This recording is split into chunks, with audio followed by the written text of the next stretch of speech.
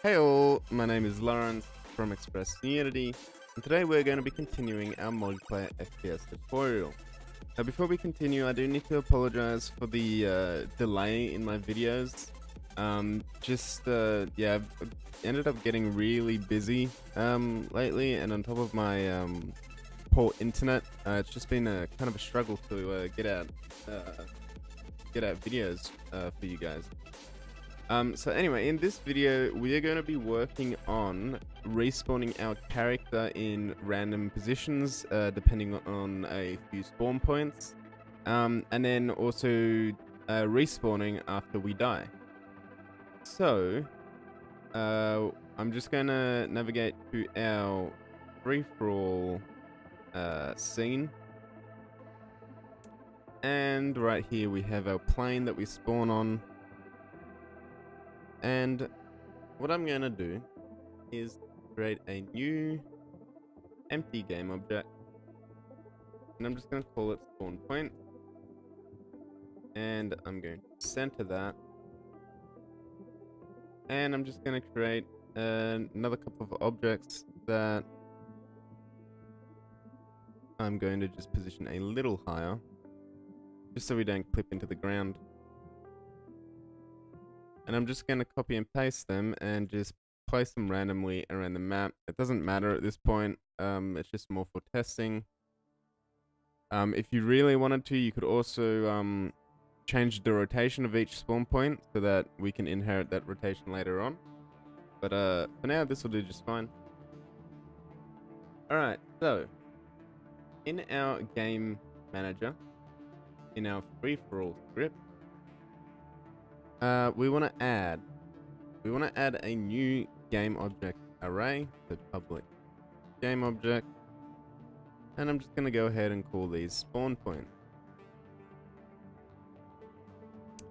Now, where we spawn, so instead of instantiate our character at vector 3.0, what I want to do is,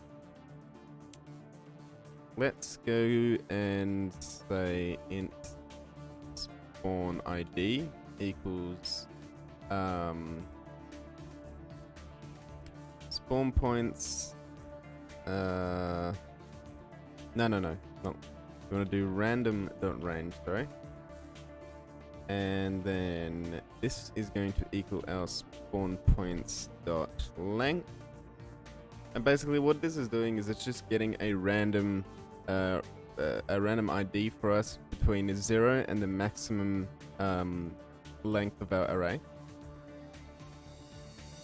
So now what we can do is, instead of saying vector 3.0 as our spawn position, we can say spawn points, pass in our spawn ID, and we can do transform.position.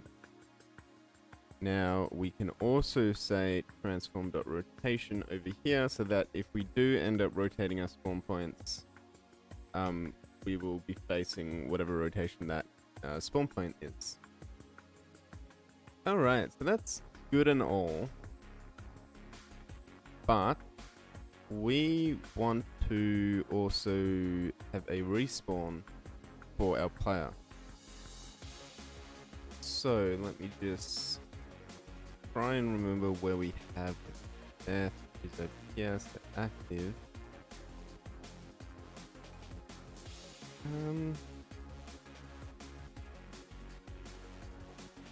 Okay. So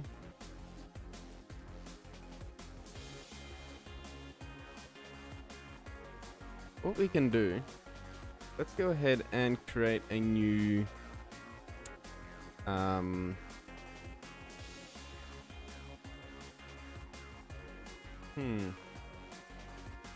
just trying to think.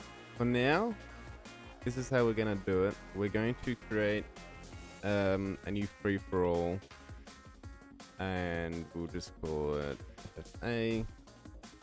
And then on start, we're just gonna say FFA equals game object dot find object of type, and we want to find our free-for-all.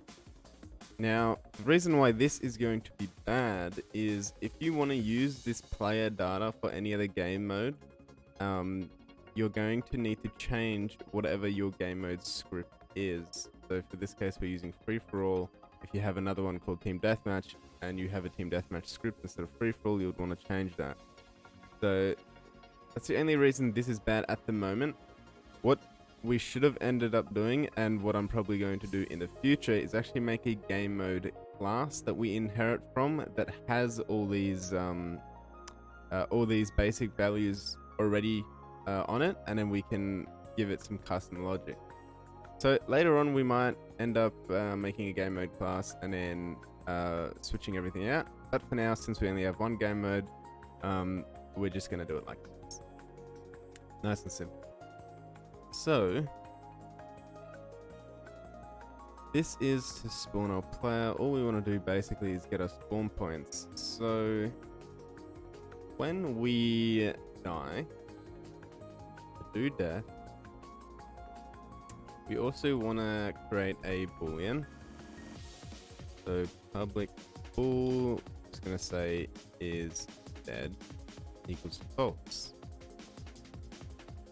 So then you might also stream this value. So stream.sendNext is dead, and then we just want to say is dead to bool stream.receiveNext, and then inside our do death we're just going to say is dead equals to true. Alrighty, so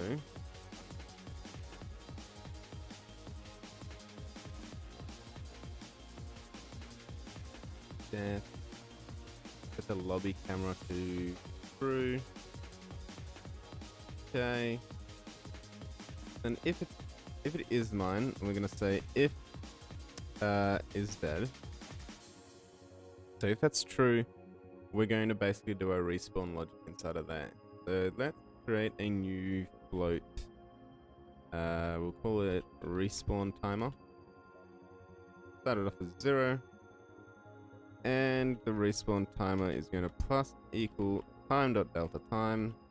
And all we're going to say is if respawn timer is greater than 3 seconds, then we basically want to respawn. So in this case, what we're going to do is say lobby camera.set active to false. Then over here, this is gonna need to be an RPC as well. So we're gonna want to say do respawn. Okay. So we're going to call the RPC of do respawn, and is dead equal to true. That is going to be false now, and set active is going to be true.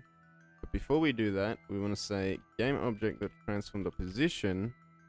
Before we do that, actually, we want to get our spawn ID, and that's going to equal our free-for-all.spawn points. I'm doing it the opposite way around again.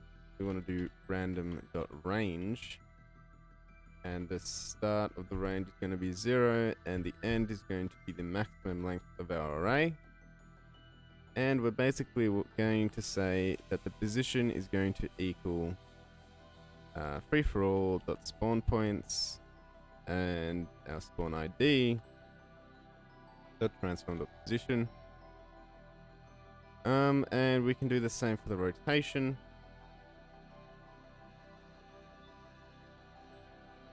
Dot rotation instead of dot position. Okay. So basically, when we die, the timer is going to start ticking. After 3 seconds, we should respawn at a random spot. On top of that, when we first join the game and we have our spawn timer, we should respawn in a random area. We also have the timer counting up. What we want to do is make it count down. So instead of it saying plus equal, we're going to say take away equal timer. We're just going to make the timer default 3. And instead of it being greater than spawn timer,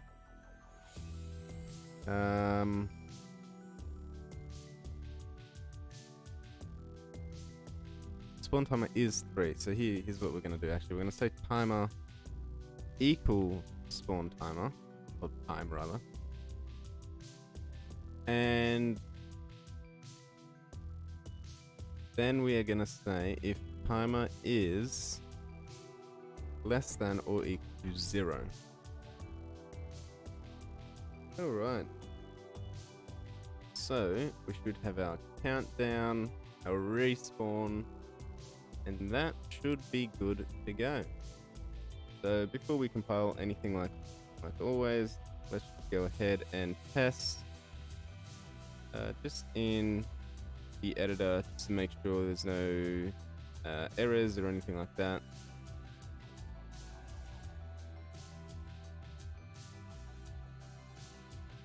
Server, create/join.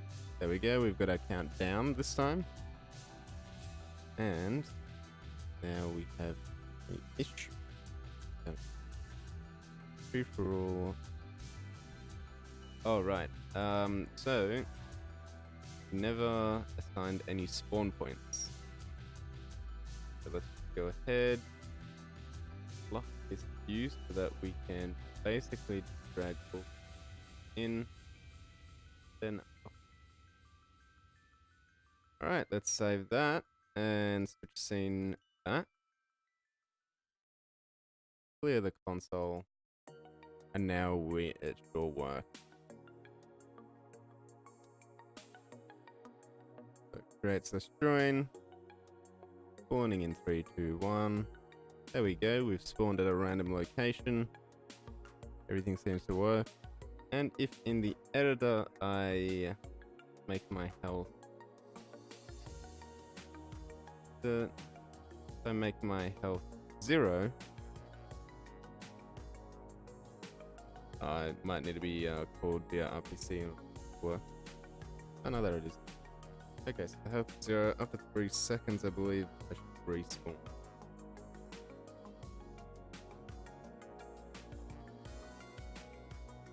More than 3 seconds.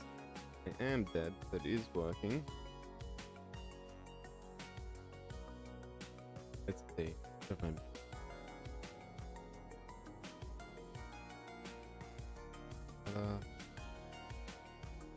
Dead, respawn timer. Just on the delta time.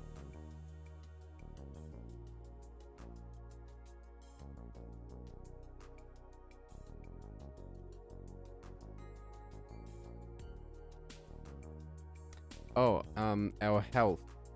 We're also going to want to reset our health back to max health rather. And we might just set that before anything else. And I think that should do it.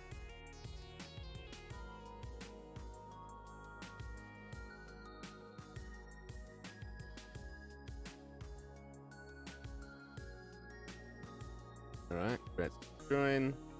Countdown 3, 2, 1. We spawned.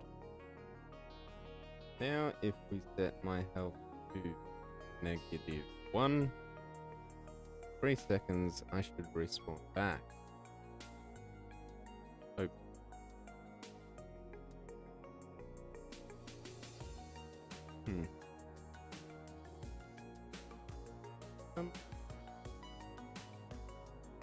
Let's see what's going on here.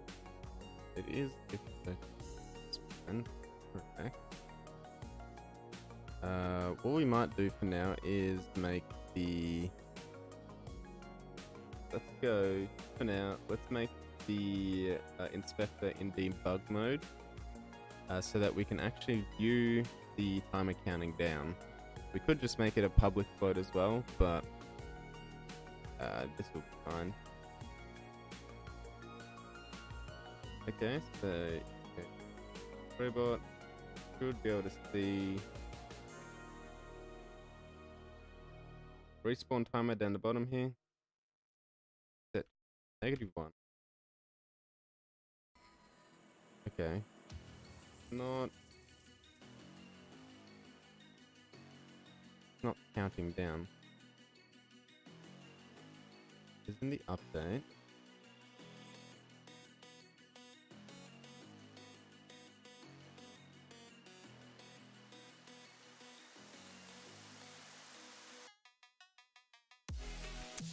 Oh.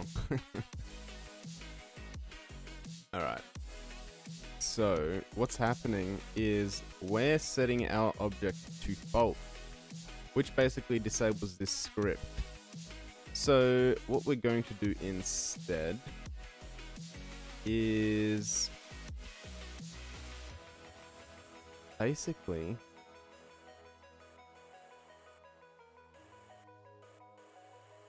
we're going to want to do few things later on, but for now, instead of being GameObject.setActive, let's just say GameObject.getComponent.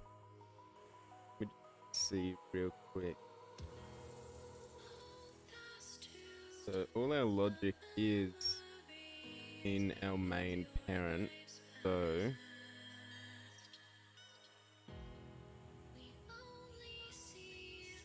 basically what we want to do is disable everything within.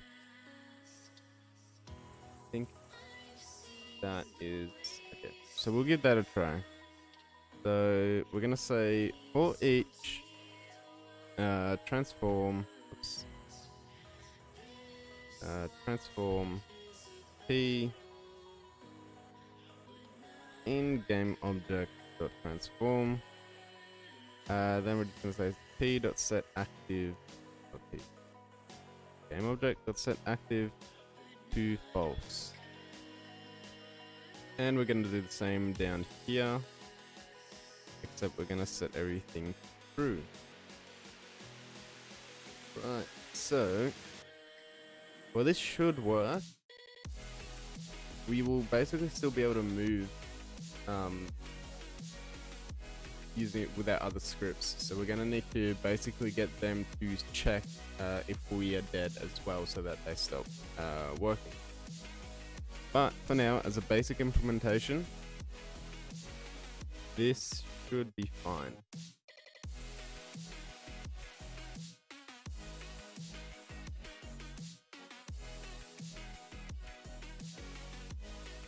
So let's join. Once we respawn, let's go ahead and our respawn timer is down here. Should see it count. There it goes. Once it hits 3, we should respawn, and there we are. Awesome. So there is an error. Let's check regarding the gun manager.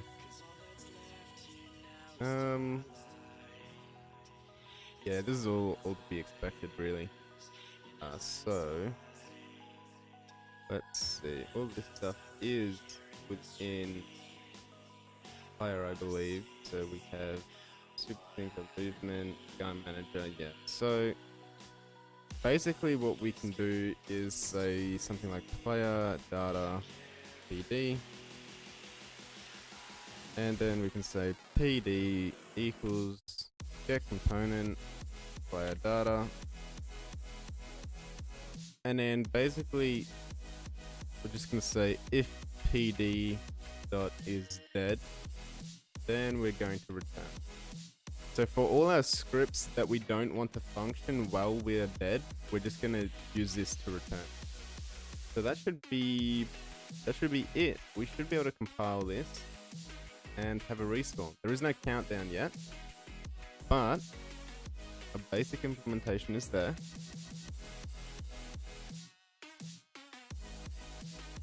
Let's let it compile.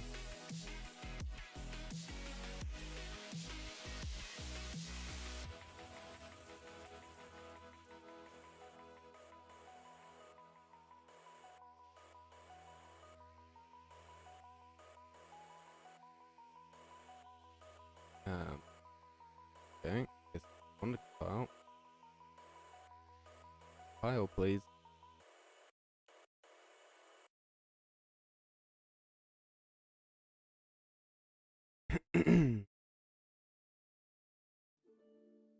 Here we go, finally.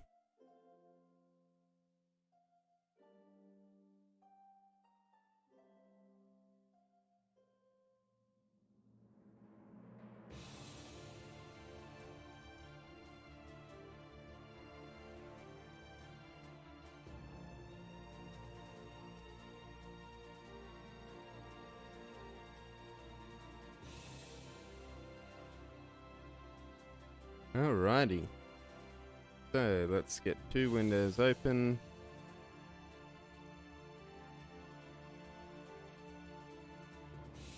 Log in with both of them.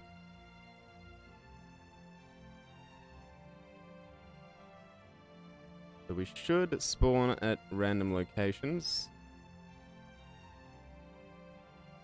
Yep, there we go. We are spawned at random locations. And if I just pick up a weapon with this one and fire, see our health go down. There we go. That guy is down for the count. He's respawned. There he is. Respawned behind me. Get him again. There we go. Oh, we forgot to reset the timer. So that's an easy fix.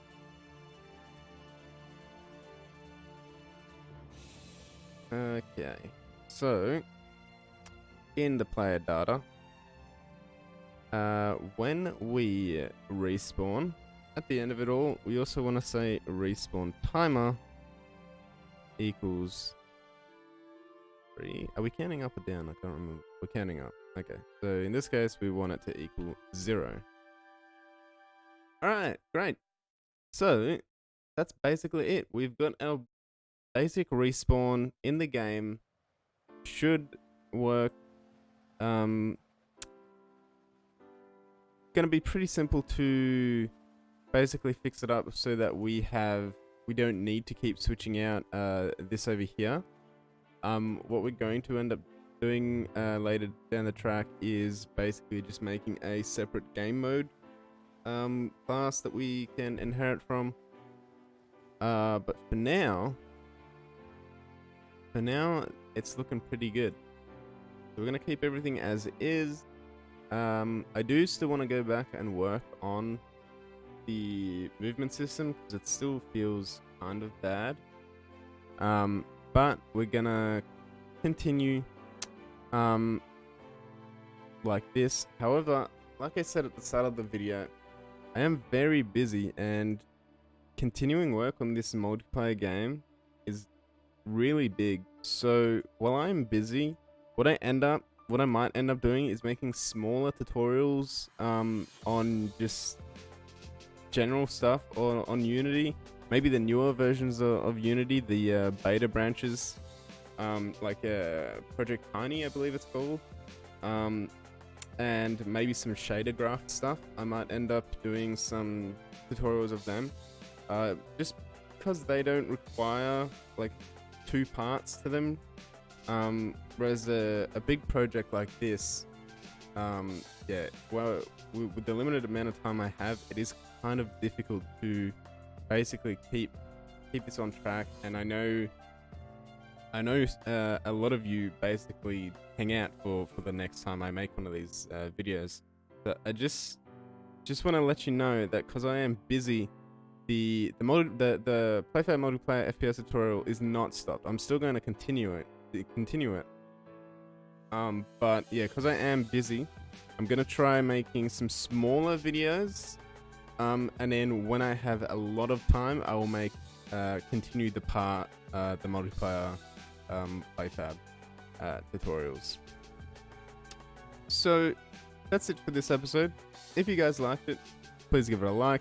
If you want to see more, give it a subscribe, and do remember that I have a Discord server.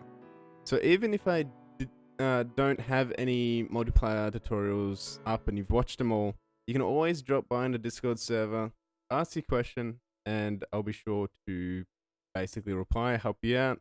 I do a lot of screen sharing with a few people in the Discord who need help. So if you need help, I'm always happy to do that and show you guys the basics of whatever idea that you pitched me. Alrighty, thanks for watching, and I'll see you later.